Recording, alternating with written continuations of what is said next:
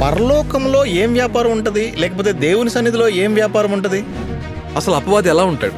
Biblical point of వ్యూలో చెప్తున్నటువంటి మాట ఏంటంటే, బ్యూటీ అంటే ఎవరిని రోల్ మోడల్గా చూపించాలంటే అపవాదిని చూపించాలి. అపవాది వ్యాపారం చేయడం అంటే దేనితో అపవాది వ్యాపారం చేశాడు? పరలోకంలో లేకపోతే దేవుని సన్నిధిలో లేకపోతే దూతలుగా ఉన్నటువంటి వారి మధ్యలో ఏం వ్యాపారం చేస్తారు ఒక వ్యక్తి? అతను కూడా దూతే కదా. మరి దూతలతో ఏం వ్యాపారం చేస్తున్నాడు?